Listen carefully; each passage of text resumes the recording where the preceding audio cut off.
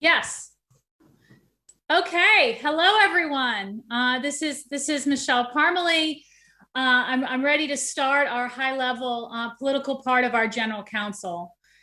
Dear Excellencies, dear ladies and gentlemen, dear colleagues, it's a great pleasure to open the high-level political part of the IOE General Council. There are two parts to today's event. The first will take a deep dive into trade and employment, and the second will look at business heroes in a challenging economic environment.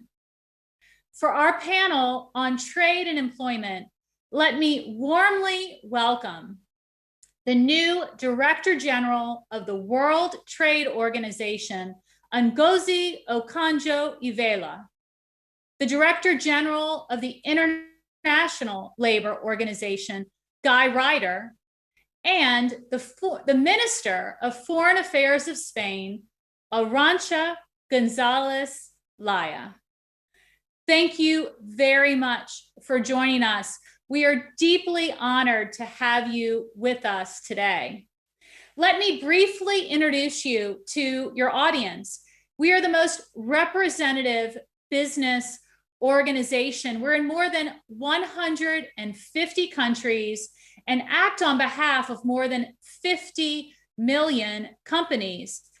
Also with us today are IOE partner organizations. These important companies and institutions are deeply engaged on issues linked to trade and employment. Trade and employment has been a strong focus of IOE for several years. For us, business, trade, and job creation are deeply interconnected. Many of IOE's member federations are engaged in discussions on trade and investment at the national and regional level. The impact of the COVID-19 pandemic on trade, however, has spotlighted the important role trade and investment play in economies and in societies. Trade and investment are key for economic recovery and generating employment and income.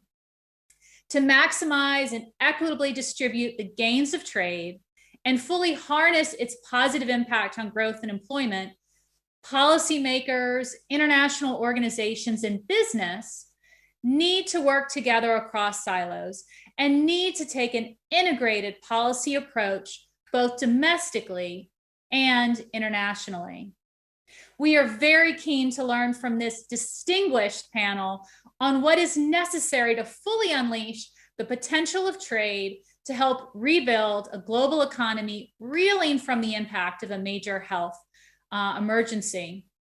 Now, before we get into the panel discussion, let me turn to you, Ngozi, to briefly outline the context of trade integration and its positive effect on employment. Dear Director General, the floor is yours.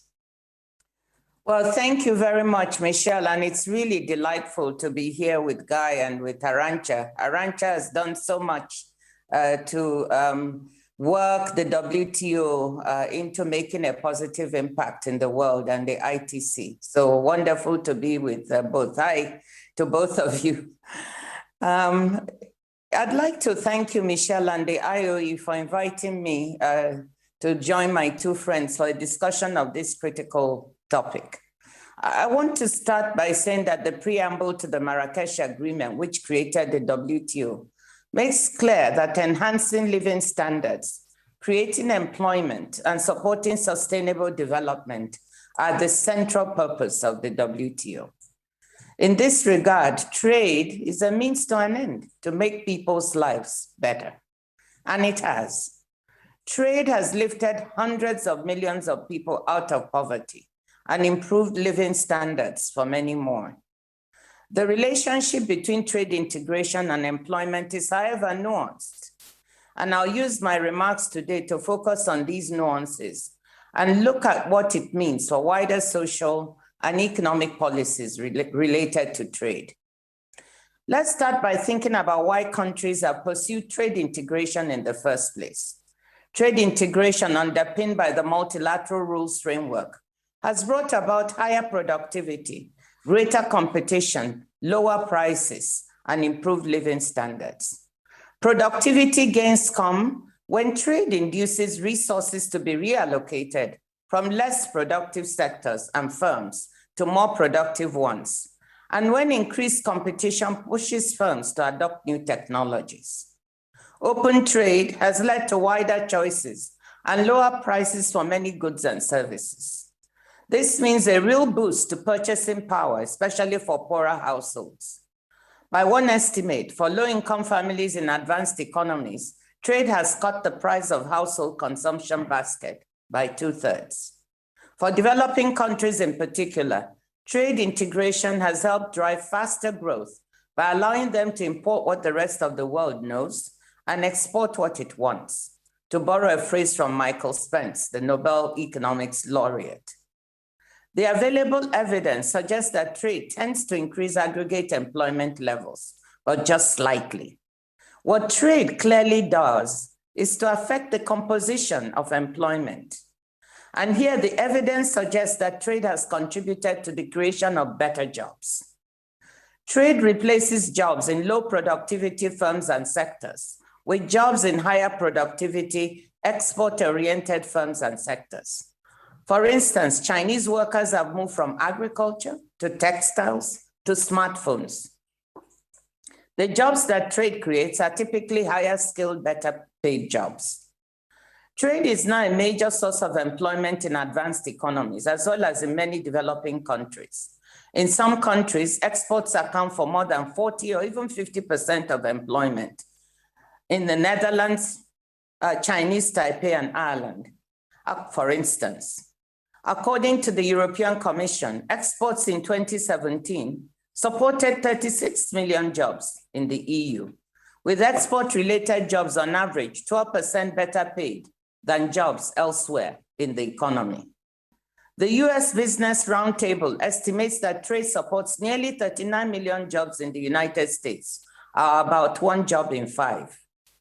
We should not ignore that trade can and has in some cases negatively impacted specific workers and communities.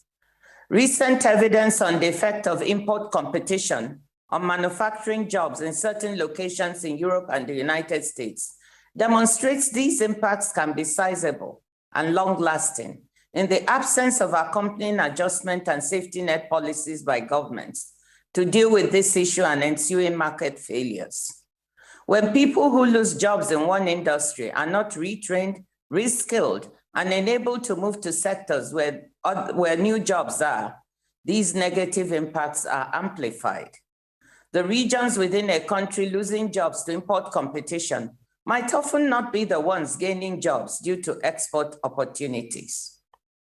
At the same time, it's important to recognize that trade can become a scapegoat for other factors such as technological change and changing consumer preferences, which can have similar and usually larger effects. The effects of trade on labor markets depends not just on the nature of the trade shock, but on a number of country-specific factors, such as the health of the economy, labor market rigidities, and other impediments to resource allocation, as well as the adequacy of social protection and social safety nets. To ensure that the gains from trade, as well as the gains from automation and other forms of technological change, are more inclusive, domestic policies play a critical role.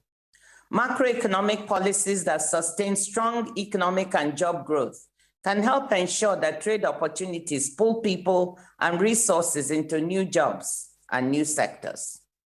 Facilitating worker mobility, as I mentioned earlier, across firms, industries, and regions, minimizes adjustment costs and promotes employment.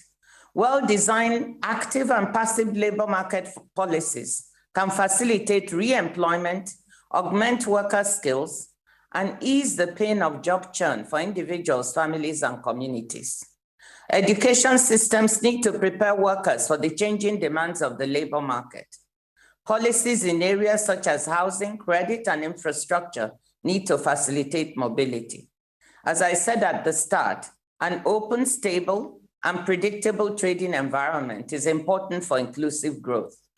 To ensure wider support for trade in the future, mitigating the downsides of economic change and equipping all people to share in its benefits will need to feature higher on the policy agenda. I thank you. Thank you, Ngozi. Thank you for that compelling evidence for, as you say, trade makes people's lives better, and for the important link to domestic and international policy. So let's move now into our panel discussion. Let's debate the first question. We'll give each panelist 4 minutes. That question is, what is needed to create an environment that will unleash the potential of trade integration to create more decent jobs? Guy, we will begin with you. Thank you very much, Michele. Thank you for including me in this panel, and congratulations on your presidency. But I think the first thing to say is that I want to endorse everything that my colleague Dr. Ngozi has just said about the benefits to be had from trade.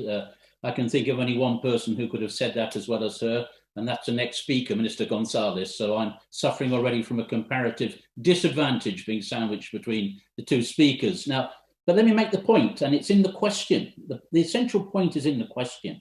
What is needed to create an environment to unleash the potential of trade integration? The suggestion here is that something is not quite as good as it should be. Something is getting in the way of realizing the full potential of the advantages that my colleague has already spoken to. And in that regard, let me say that whilst I absolutely follow the logic of Dr. Ngozi's analysis, the fact of the matter is something is in a way, and that is the fact that the gains from trade, as we know, have not been spread widely enough. They've not been perceived in the right ways, at least. And therefore, we do have a reaction in the way of further trade liberalization. Those obstacles may be seen in the multilateral system, in this city of Geneva, where we're all struggling to keep this multilateral rules-based system moving forward, and there are many challenges in that regard. But a great deal else can be traced back, I think, to straightforward labour market engineering and national policies. And here, Dr. Ngozi is absolutely right. Trade is frequently scapegoated, to pick up her phrase. It's difficult, isn't it, to untangle the effects of trade and trade liberalisation from those of technology, from those of bad national policy, let's say it very straightforwardly. And it's always great to throw a stone at the WTO or international trade liberalisation. So it seems to me what is needed is a much more integrated approach in labour markets and in national policy to actually managing trade and the change that trade brings about so that benefits are more fairly distributed. And Dr. Ngozi has pointed to some of the most important areas, where people do suffer negative effects, and we should not avert our eyes from those negative effects. But we have to look at social protection systems. We have to look at the active labour market policies. We have to look at skills and learning processes.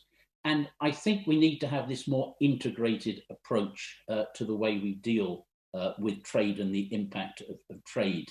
I think that does track us back to the international scene, for reasons which we're all aware of. It's been quite a long while since they happened. There has been a tendency, I believe, in the international system to place trade in a separate box, certainly from a separate box from those parts of the international system where labour issues and labour standards are dealt with. There are reasons for that. There are sensitivities around these questions.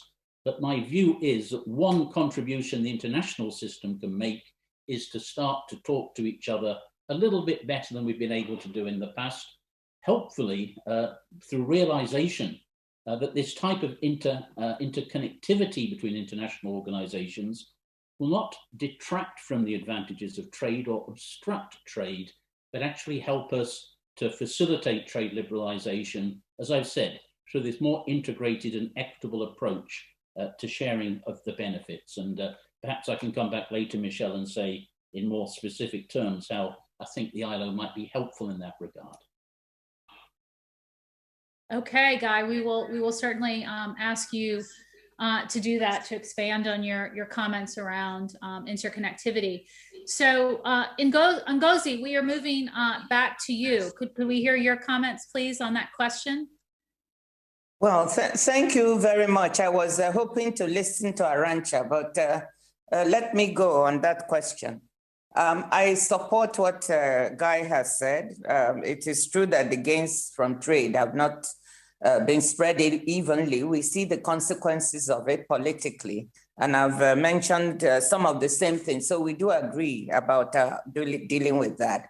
But let me make a few more points. I still think that open, stable, and predictable access to regional and international markets provides businesses the certainty to be able to invest and hire with a view to trade-related opportunities. And I believe a rules-based trading system does reassure citizens that international trade is even-handed. Creating an environment conducive to private investment in value-added industries helps create better and higher value products to trade and export, especially for developing countries. The WTO itself continues to underpin a large share of global trade. Its rules underpin this trade. Over 75% of global merchandise trade still operates under core WTO non-discriminatory most favored nation principles. Now, digital trade is one area of growing cross-border economic activity, but the WTO has lagged behind in creating rules for e-commerce. Although we now have negotiations going on e-commerce, on digital, that we hope will create the rules to underpin the ability of this area to help create good jobs, better jobs, and more employment. But while exports and imports support many, many jobs, policy action can strengthen the links, as Guy has said earlier, this time between trade integration and decent work. As I mentioned earlier, adjustment and competitiveness policies can help workers seize the best opportunities created by trade, whilst cushioning them from adverse shocks. Active labor market policies like job search, assistance, training programs, and in some cases, even wage insurance can help workers connect to new trade-related opportunities. It is when governments do not exercise these active labor market policies that you begin to have problems when market failures occur. Education systems need to help workers upgrade their skill set to access the better paying jobs. Domestic labor standards, collective bargaining rules, and wage rules matter for workers' ability to share in the gains from trade. I always say at the WTO, and we'll never stop talking about what WTO is about and what trade is about. Trade is about what I said earlier, raising living standards, creating jobs, and promoting sustainable development. And decent jobs are a big part of making trade deliver for people. But this also has to be accompanied by the proper government actions when the market fails to deliver what we want for people in terms of job creation. So those are the things that I'd like to add with respect to the question at this time. Thank you. Thank you very much, Ngozi. So Arancha, very interested to hear your views.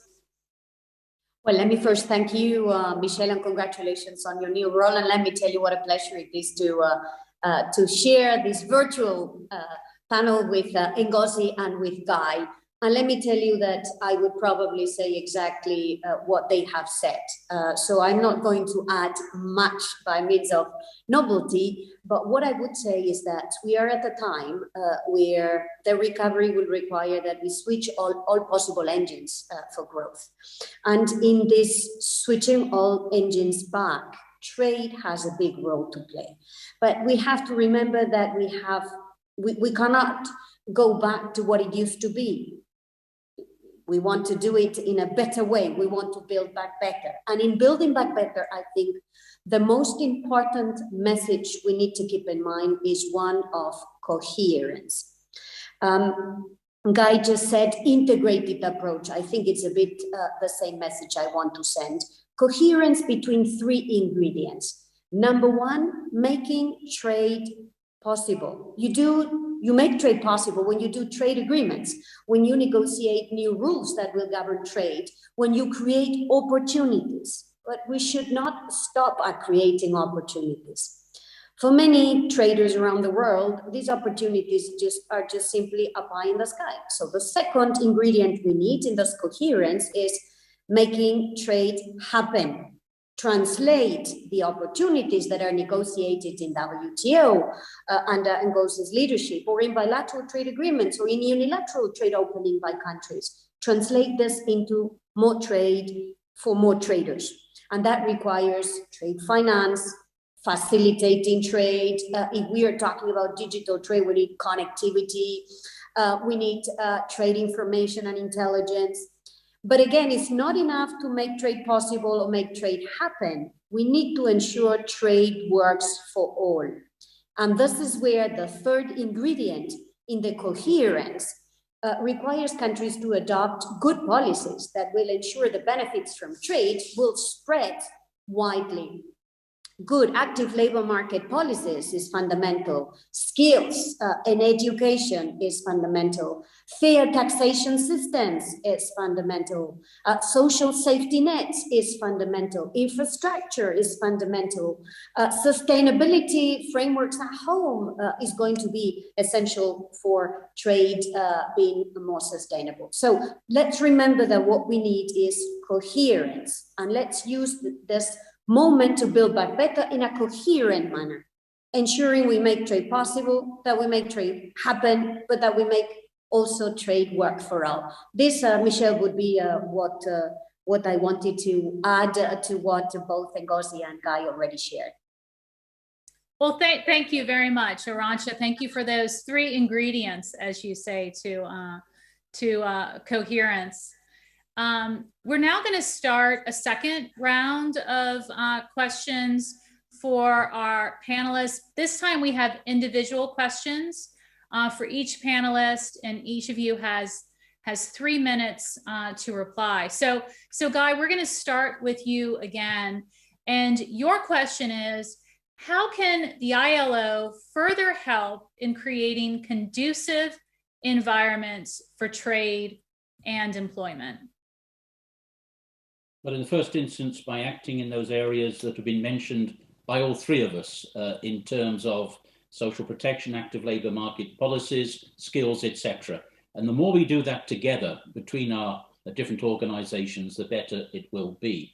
I want to pick up as well on what Arancha said. We need more trade agreements. I mean, the more agreements there are, the more trade can be facilitated. One thing which is really quite striking, and I don't want to get into polemics here, but it is quite striking that it's been quite difficult, but Dr. Ngozi is going to change all of that, to negotiate trade agreements at the multilateral level, but quite a lot's gone on at the bilateral regional level, and more in agreements at those levels, we are seeing labour clauses, social clauses included inside the agreements. Now, it's not for me now to go into the merits or demerits of such clauses, but they are more and more common, and I think we have to learn a lesson from that, that these are aspects which public opinion, political opinion, seems to think need to be addressed in trade. You can either do that inside the agreements, or we can do it in creating an external environment in which agreements can be moved forwards. It is important for me to say that the ILO has taken some very clear positions, often not really understood. Way back in 1998, when we defined what fundamental rights at work are, we said very clearly that those rights should not be used for protectionist purposes. Very clear political statement.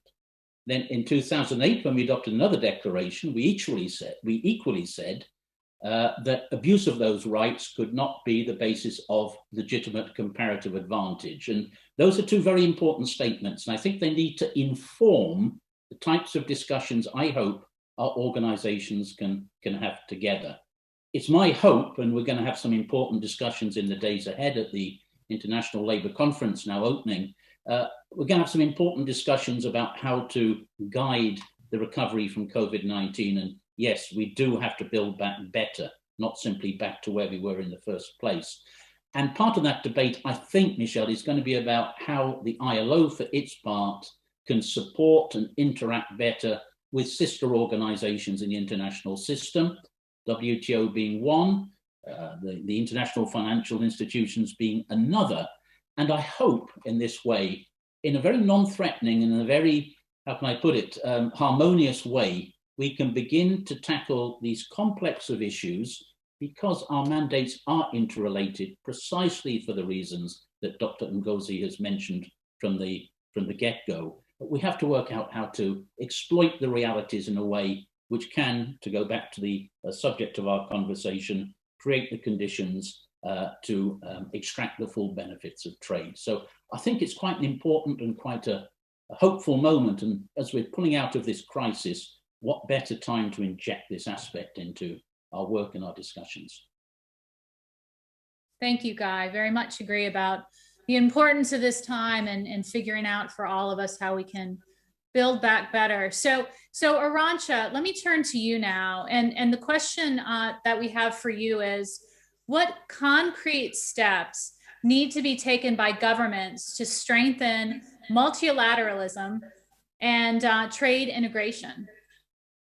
Well, I think a very simple message, especially for an audience like yours, made of employers, made of businesses of all sizes, is invest in the World Trade Organization, invest in multilateralism, invest in making sure that the opportunities that are created for international trade are opportunities that belong to everyone. This is what we have learned from this pandemic, that there is a huge value in doing things multilaterally, in international cooperation. It's fairer, but it's also more effective. So invest in making sure that the rules of international trade, the opportunities that are created, the basis on which businesses will be able to grow, employ, and thrive are multilateral. You've got an opportunity to do this. Sorry, Ngozi, for the commercial, but Ngozi will be hosting very soon a ministerial conference. I think a good first step would be to send a signal that the members of the international community care by getting results in this conference. Similarly, Guy in the International Labour Organization will have an opportunity also to demonstrate if the tripartite, that is the basis of the ILO, businesses, governments and trade unions can demonstrate that they are also ready to put a little, another step, another stone into the edifice that is the multilateral system. So invest in multilateralism would be my short answer. Thank you, Arancha. Very, very clear there. So now we're moving to our last question for this panel. And Ngozi, that question goes to you. And it's, how can the WTO and the IOE better collaborate on matters related to trade and employment? Well, thank you. Before I answer that question, let me just re-echo what both Guy and Arancha said in a way. Investing in multilateralism is important. I couldn't agree with that more. You know, it's very interesting. Guy talked about larger numbers of bilateral and regional agreements, trade agreements, and that's fine. But one of the very interesting things is that the same governments who enter into these bilateral and regional agreements and have these new modern clauses on labor, on digital, you know, on women, when they come to the WTO, somehow they fail to agree on the self-same things. And this is the contradiction we have to deal with. You know, so we send a message to governments, if you're ready to sign on this in a bilateral trade agreement, or even a regional trade agreement, come to the multilateral forum, where it's even more important, and be willing to also support the same things. So it's the irony we're dealing with, and that's where Arancha's invest in multilateralism matters. if you really want things to work. This is the place where all nations can come together, and really achieve gains for trade and for ordinary working people. So I just wanted to echo those two helpful comments very much. Now, let me turn to your question. I think one of the first things that the IOE and the WTO can do in collaboration is that the IOE can work with the WTO to try to explain the gains of trade to people, to employers, to workers. Like I mentioned earlier, trade is blamed or scapegoated for a lot of things that trade may not actually be responsible for. I've already admitted that trade lifted hundreds of millions from poverty, and there were people left behind that government should have used active labor market policies to take care of. And trade can still help with that inclusion if we look at things like digital.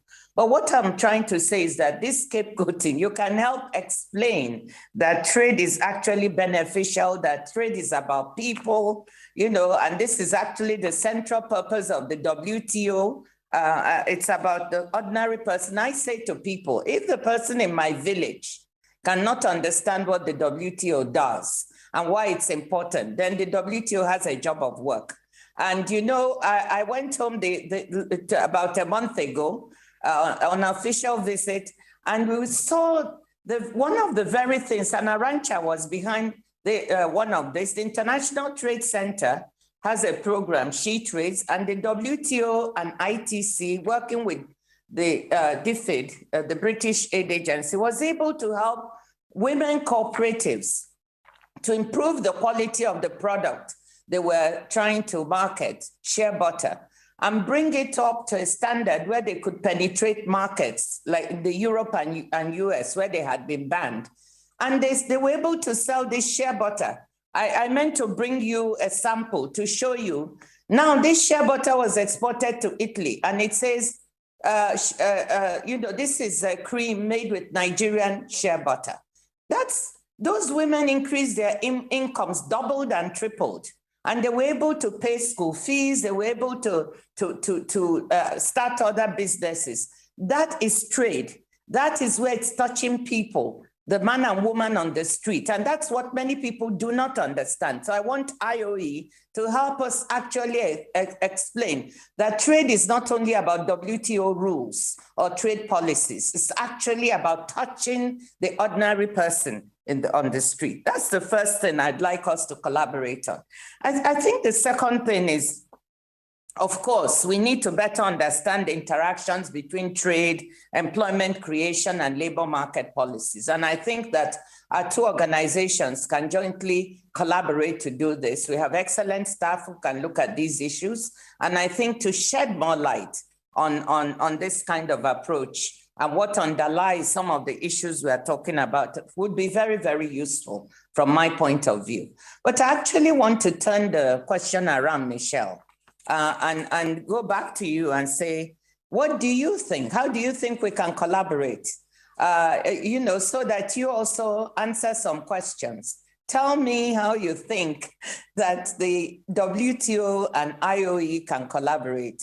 I've given two ideas. I'd like to hear one or two from your side. We would really welcome IOE's engagement with the WTO and continue the engagement in our trade dialogues. When we have a ministerial meeting, even outside of that, we want to be in touch with you, but I want to hear from you what you think. Thank you.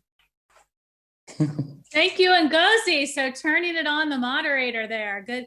No, seriously, I welcome the opportunity. As you know, I was just elected this morning, morning my time, as president of the IOE, and I was able to speak a bit about my agenda. And certainly, as you say, educating people and business about the benefits of trade is certainly on that agenda. The IOE is certainly committed to that.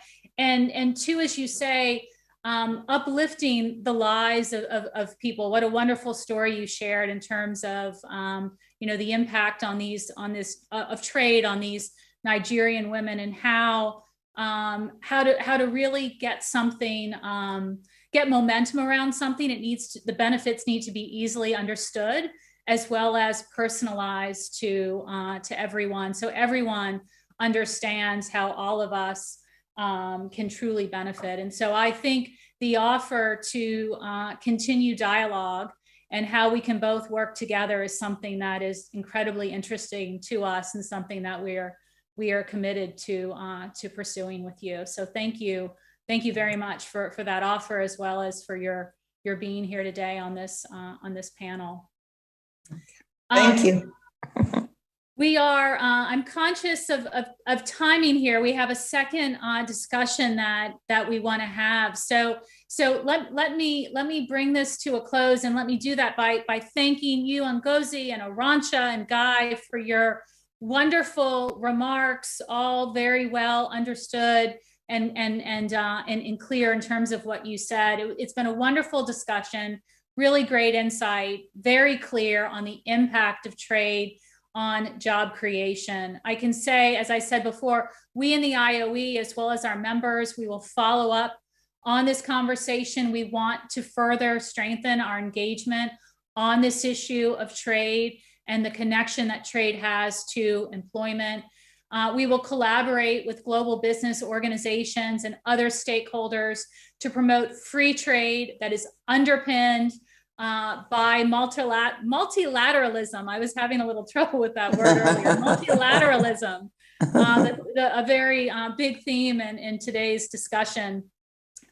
We will engage closely, as I said, with the WTO, the ILO, and governments to work on better framework conditions to foster trade, to advance employment, economic growth, social development, technology transfer, and digital transformation. We talked about the importance of technology here. So with this, let me turn it over to Roberto Suarez Santos. He's going to lead our next panel. So thank you again. Thank you. We are coming to our second panel, which has to do with business environment. It's already 1 year ago that we started thinking among ourselves and with our members how we can help better to change the narrative, which is sometimes so difficult in many countries, in favor of business. And one thing that came to our mind, some public opinion, but not only public opinion, sometimes leaders and politicians are not so much aware how hard it is to set up a business, how hard is to develop it, and how hard it has been to make it survive during the pandemic. You have figures, you have estimations that are really scary. In Latin America, one of these estimations says that almost 20% of companies, and mostly small and medium companies, are at the risk of disappearing because of the pandemic. So what the idea that we have is to bring some specific cases, and I want to thank all the business organizations that have helped us, that have helped us on this, of what we call business heroes. People, women, men, entrepreneurships that really have pushed hard to continue the business during this period, and with the idea also not just to have a video, but also to launch a campaign which will go farther, which will go broader to all our audience in the international organizations, but also in government, and for you to be used. And we have already translated that. Well, you'll see the transcriptions in the different languages, at least in 3 languages, but we'll do all that also in different regions. So I want to start launching the campaign of business heroes. See the video. Thank you very much.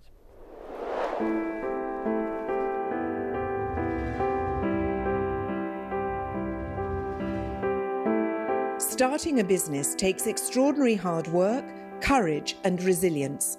In too many countries, too rigid regulations overwhelm many entrepreneurs even before they open. And the COVID-19 pandemic is putting yet more pressure on the entire business community. 1 year into the crisis, many companies are in survival mode. Some 20% of businesses in developing countries are at risk of closing. Millions more are bankrupt. Oczywiście wszyscy mamy taką obawę, ale walczymy, nie poddajemy się i robimy wszystko, co tylko możliwe. The pandemic has spotlighted just how important small and medium-sized businesses are to national economies, while also highlighting their vulnerability, agility and creativity. The International Organization of Employers reached out to some of these heroes to learn what motivates them, the challenges they face, and why even a pandemic will not stop them. Like me, I'm a serial entrepreneur, so I've started like small businesses left and right because that's how I do things. I mean, I have to pursue my passion, otherwise what's the purpose of living, right? It never was really my ambition to start a restaurant, but just to prove that my way of hospitality works. I think there was more the drive than starting a restaurant.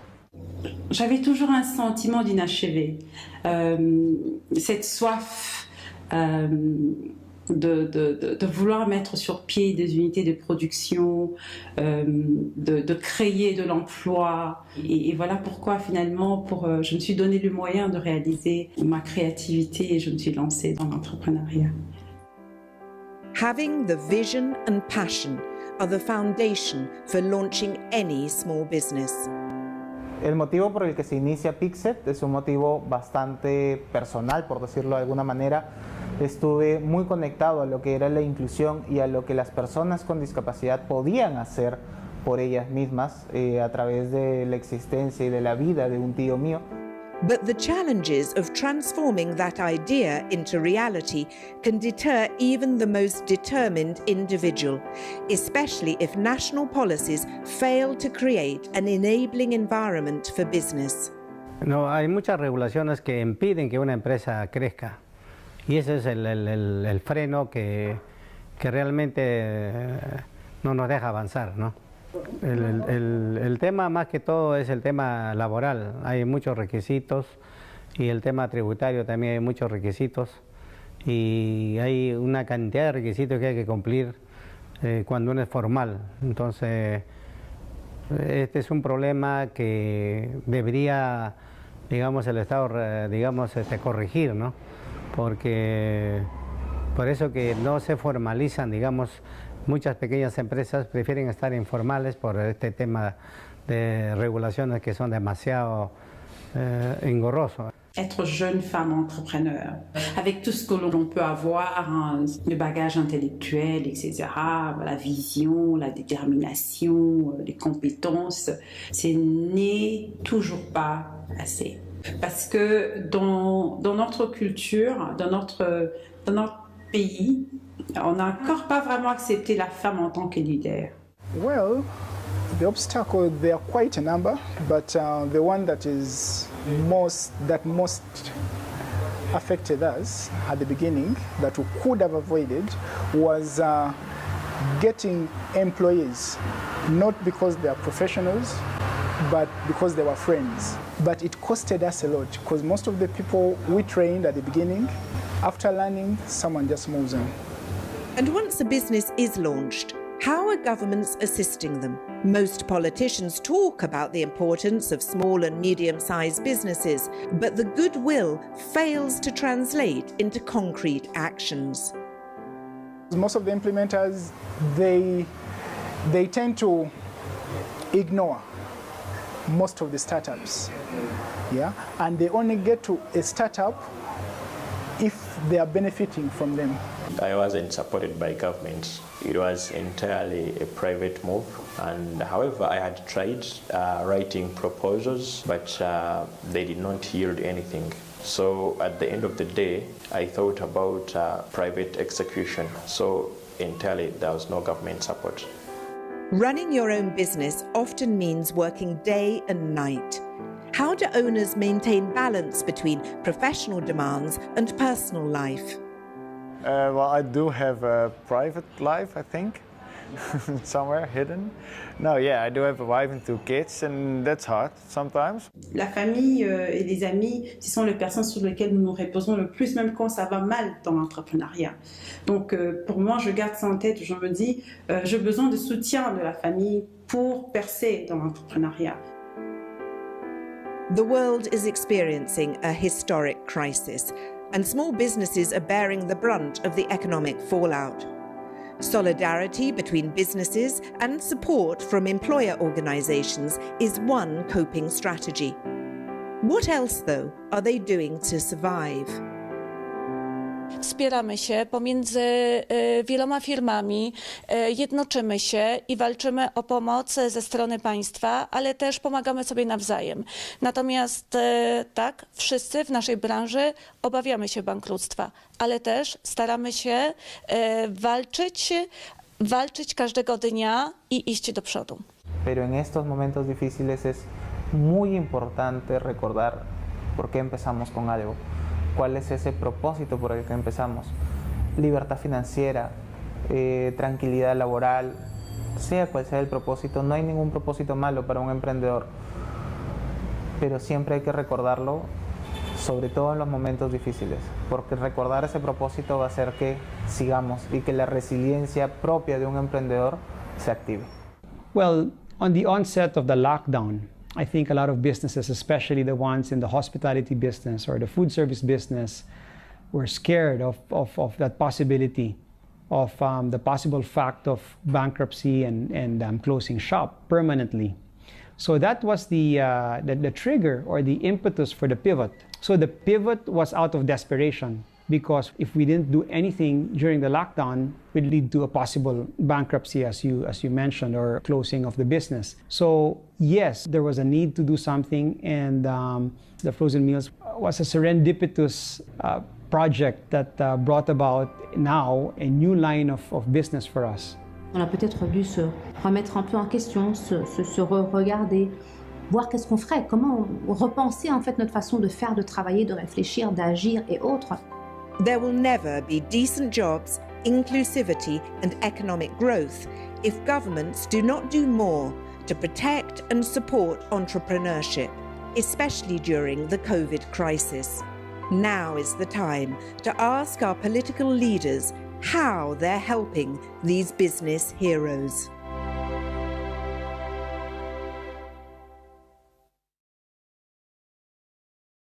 Thank you very much. I suppose it's now back to me. You have heard a key message, how governments are really helping business to survive, to be more resilient. And we have a very good set of speakers from business organizations and employees organizations. And some of them, all of them, have been suffering also the consequence of a very difficult situation. The first one we have here, and there is no hierarchical order at all, is our friend, the Vice President of the Federation of Egyptian Industries, Mr. Tarek Tawfik. We have been working with him for a while, 4 or 5 years, and he's very engaged with IOE. But we know how difficult this period has been for its own country, in many sense. No? But we would like to hear from you what else we can do. What are the challenges that you have right now in Egypt, but for business also to survive, but what else we can do also as business organization to support, together with governments, a back to business which is much more resilient, and to avoid also the bankruptcies that we are seeing also in many areas of the world. Thank you, Tarek, for joining us. It's a great pleasure to be with you. Thank you, Roberto. It's always a pleasure to be with you. Sure enough, we've been engaged with the IOE and the ILO for a number of years, proactively, I'd have to say. But coming back to your, I got to understand that the intervention would be about how to support business heroes, or what can we do more. But let me give you some examples. In our part of the world, for SMEs, small business, which comprise the majority of our economy, 90% of companies in Egypt, are categorized as SMEs, if not more. 50% of the economy is informal. And again, this informality is in any way has been more of a safety valve, for the social safety valve, that kept the economy going even at the hardest time. But I have to say that, the transparency, clarity, a good business environment, eradicating red tape, a proper supply chain management. These are the main issues that to a great extent impede all the bright ideas entrepreneurs. And let me give you a few examples when it comes to that. When COVID hit, and in the garment business, retail worldwide stopped their orders, and we had these factories that are primarily comprised of small factories that were totally almost shut down. They had to switch quickly, refit their factories to produce medical masks and medical gowns. The one bureaucracy problem over here is that they had to list that to get a license and a permit to produce an item that they were not, with high fees, with a time lag. And this is, where you can really miss an opportunity. We interfered as a federation. We expedited the process with the Prime Minister. Eased up, and this was the magical. Another one, is another example, whereby in the United States, all the fast food or the restaurant business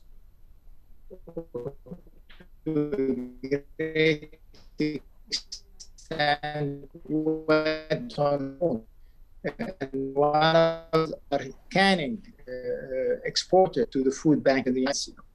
And again, it just tells you the mindset and the resilience of these small, young entrepreneurs to react under the circumstances. We had also similar examples, for small detergent companies, that had to switch and upgrade detergents and sanitary liquids, and again, going through the same problem of the mask business to get the license and the permits. So, these are so many examples that, I believe that we have been engaged in a business organization to facilitate the process for these SMEs, by which they would not be able to do by themselves. But I'd like to also cite another example in collaboration with the international organization, primarily the ILO, and with great communication with the IOE, where we had also the garment business that have been that was going to be banned. We had 30 producers that were producing for Disney, and we were going on to the negative list with the ILO, and in close collaboration between us, the ILO, the IOE, and with the championing the issue, the Prime Minister, we intervened in changing the labor union law to allow or to bring back freedom of association, by which, we were removed from the negative list. And accordingly, these businesses kept ample, by which, there is an international collaboration on such an issue. And the main beneficiaries at that level or at that scale, has been a great number of SME businesses, And now Egypt is engaged into the Better Work program. And again, in this respect, this has also been a very proactive move to put our labor, our inclusion, our inclusive approach to labor, to gender equality, to better practices across. What I meant to say is that the garment business with Disney triggered a whole-scale program, that is touching every segment of every industries at large. So it has been not only propping up the garment business as much as propping up the whole labor or the whole industry at large to make it up and ready for dealing with the international arena.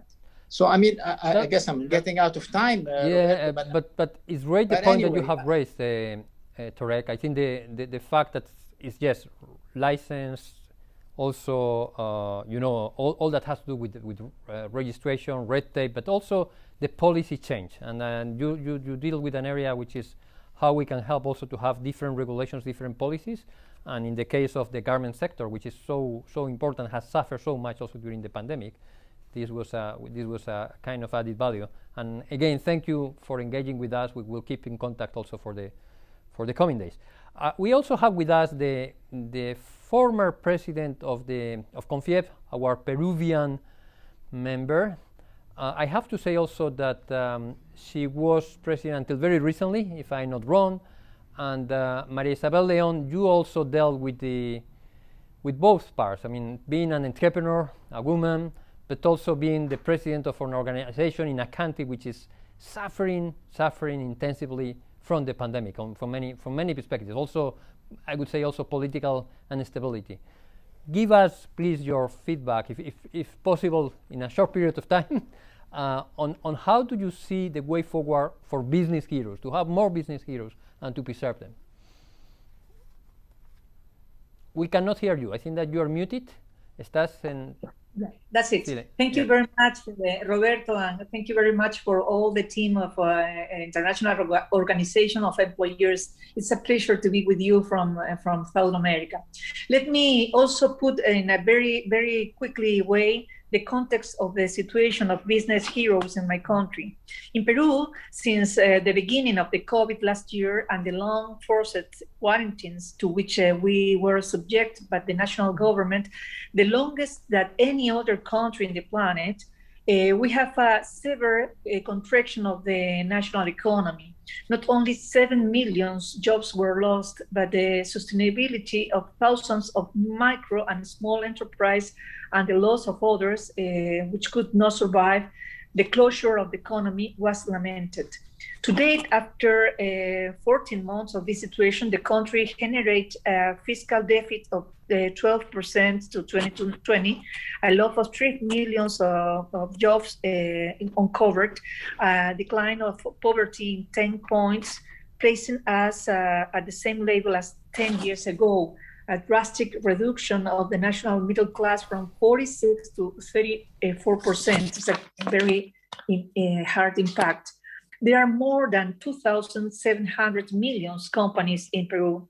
The large volume of these are concentrated in service and trade. The large percentage of business that had to close or were hit hard during 2020 included food and beverage activities, lodgings, tourism, transport.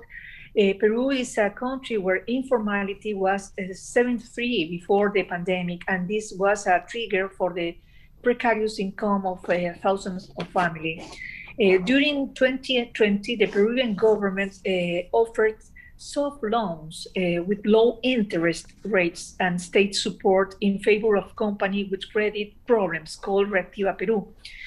Credit lines were activated for up to 6 billion soles through commercial bank, and which were direct to micro and small enterprise instead the bigger ones. These loans were granted with 12 months grace period, which actually have been extended for the similar period for the lack capacity of some companies to initiate repayment.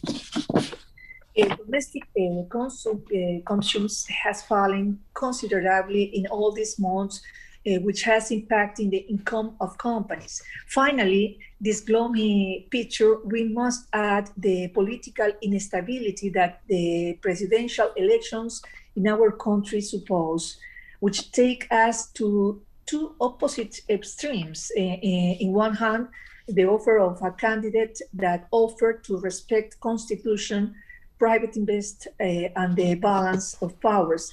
And in the other hand, a communist socialist offer that tried to nationality all the companies, cut freedoms, especially to the press, and generate some change in our freedoms. Now, in this scenario, the question is what more can we do for support our hero companies in this environment? It is necessary to think about the access for small and micro business to the state purchase, which are massive, as well as the access to flexible financial, in addition to promoting their transit to formality. Since the beginning of my tenure as president of Conducive in 2019, now concluded in March of this year, I worked so hard to establish a micro and small business mechanisms to change with other companies that offer products and services in our union Conducive. This led us to hold special fairs with the support of different ministers such as production, foreign trade and foreign relations to expose the products available and to approach with the logistic office of the largest companies associated, such as fishing, mining, construction, and other ones. Today, under the leadership of the new president of Conducive, we are continued with the intense work and support for the micro and small business, and to continue with the values support of ILO's office in Peru. Currently, work is being done on the creation of a commercial platform that allows the micro and small business through approval process to access a private purchase market with financial inclusion and accelerate the digitalization of a small business that allows them in turn to accelerate innovation. Thank you. Point related, thank you very much. It's very comprehensive.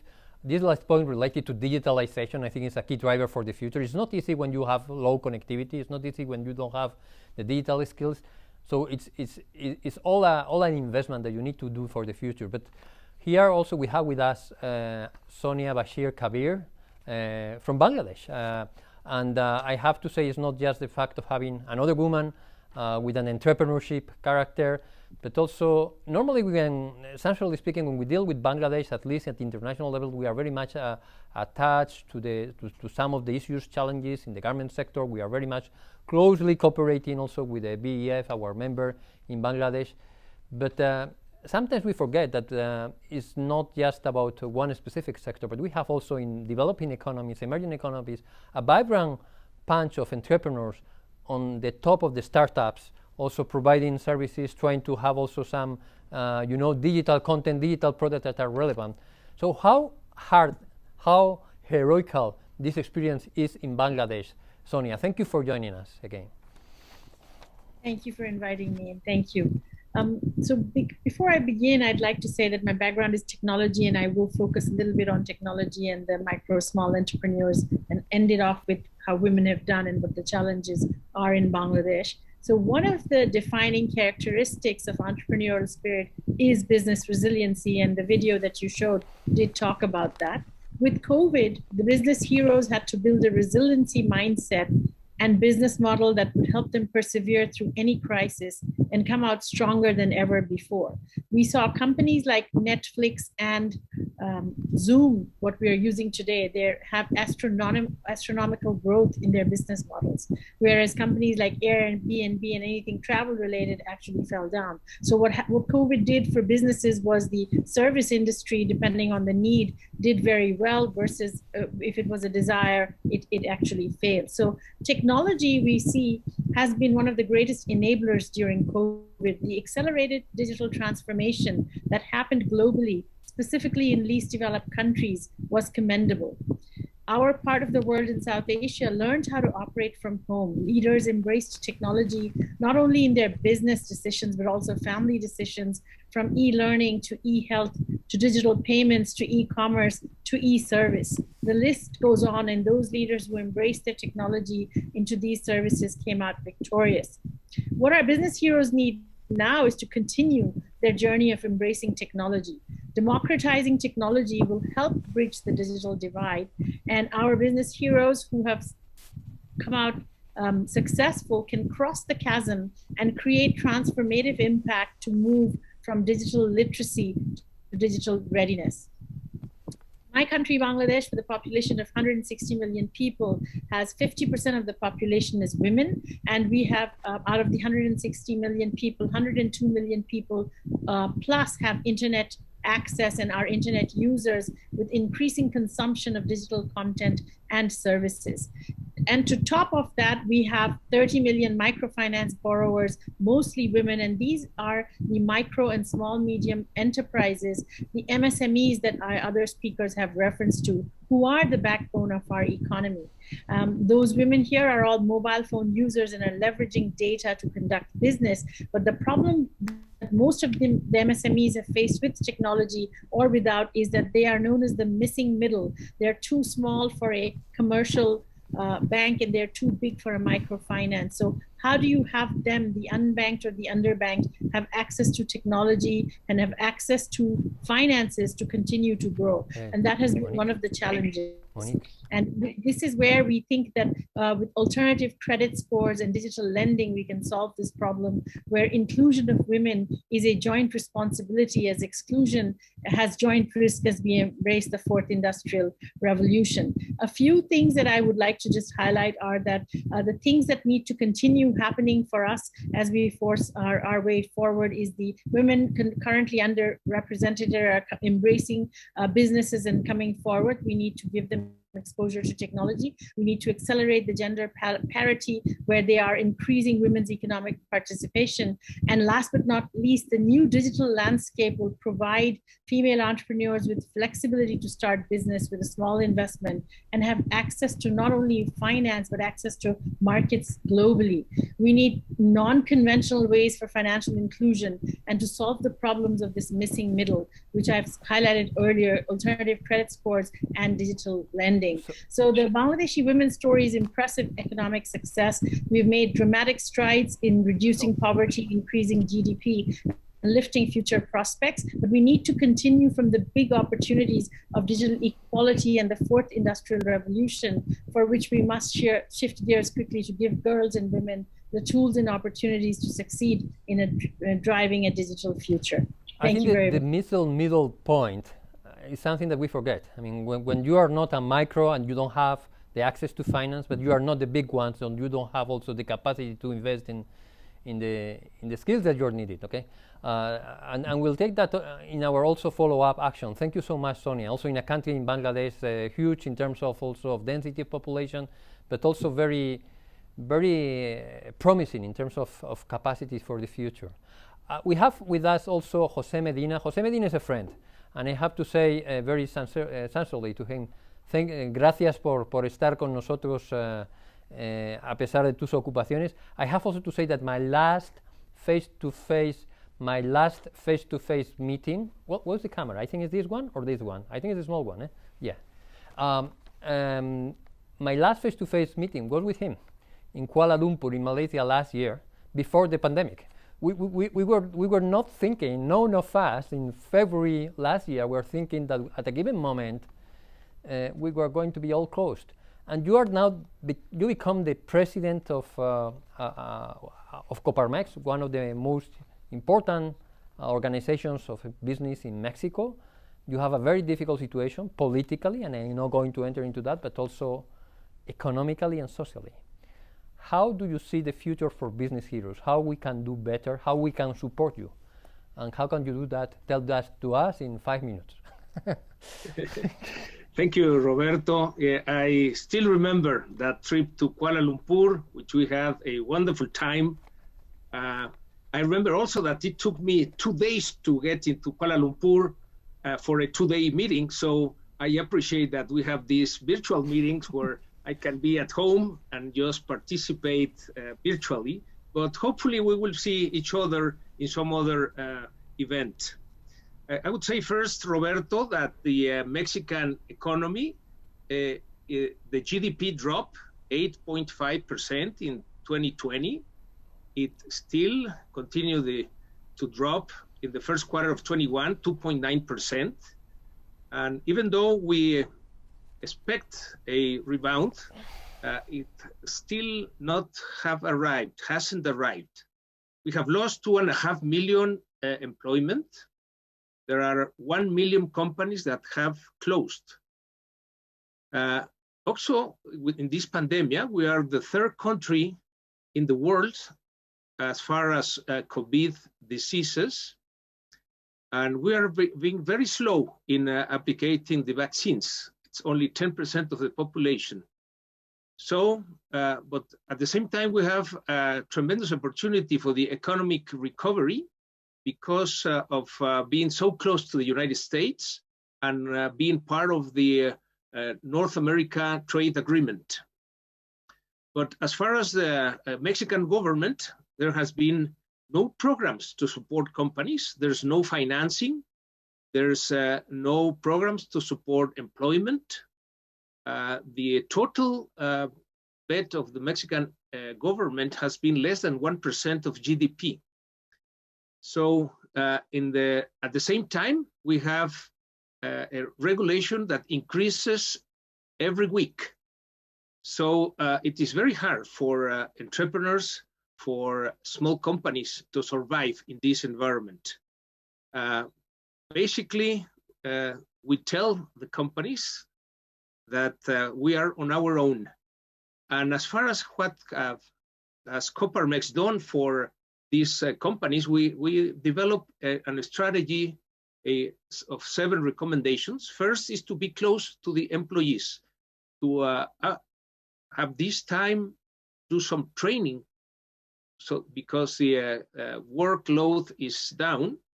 Second recommendation is being close to the customers, using these digital platforms so that when the economy recovers, we will be in touch with our customers. The third one is to have priority on cash flow. Liquidity of the companies is crucial. Fourth one is innovation. And in this sense, we have seen several of our entrepreneurs' heroes, like restaurants that where they didn't have customers, they transformed their business model to have a food distribution to the houses. Also, we saw hotels that have no guests, and they transformed their business model into working tourists, to attract working tourists. So also some of the entrepreneurs learned from this virtuality that there were no boundaries. So before the pandemic, they had only customers in Mexico. Now they have customers in several countries. So this innovation is vital for survival. The fifth recommendation is to spend time in process innovation, so that when the economy recovers, we have a better process in place. The sixth one is technology automation. And the seventh one is social responsibility. I mean, we have to think about others that have lost their employment, companies that have closed, so that we can help each other. And of course, we have a program for supporting entrepreneurs. In Mexico, we need to have 1.5 million new employees, and we think in Coparmex that we can work to have 1.5 million new entrepreneurs. That we will contribute to develop our country. And thank you again, Roberto, for the invitation. Thank you to you. It's always an honor to have you here with us. I think you refer to something. Sometimes when the government is not supported, you as business have to do things by your own with some priorities, but you also can count on our support. Sometimes it's not minor to have the global community of business, global community of employers, also pushing the same agenda with you, also to have, some more doors open. And as you said, there's some important opportunities to access to new markets, not just linked to trade and your trade agreements with the USA and the Canada, but also due to the digital era that we are already speeding up due to the pandemic. So it's great that it's good that you have this positive attitude to look at the future with such a visionary experience. We'll follow over. I also want to thank all the other participants in this panel because of their contribution. It was a very long day for us because we have the procedural General Council, the decisions that need to be made, the new president coming, the former president leaving, new vice president for the IOE. Then we have this high-level panel of trade and employment, and this other one, which I think is a good sense of what we are going to do in IOE for the coming months in terms of supporting business. So Sonia, Maria Isabel Leon, and also Tariq and Jose, thank you very much for your time. I'm not going to take more of your time. I think that we can leave the discussion as such. I think that there are good points that we will make as one areas of action for IOE in the future, and also count on our support as global business organization in your own federations, in your own business, Sonia, also with your women entrepreneurship with the technological angle. Thank you very much also to all the participants, to the IOE General Council, to the high-level panels, and I also want to convey the message that we will keep engaged We'll keep committed in this difficult period. We'll have now the International Labour Conference, but many other events, and IOE is there to help and support you. Thank you very much for your time, and keep safe, keep connected, and keep hope. I think that's also important. Thank you, Roberto. Thank you. Thank you very much, Roberto. Greetings from South America. Thank you, Roberto. Bye.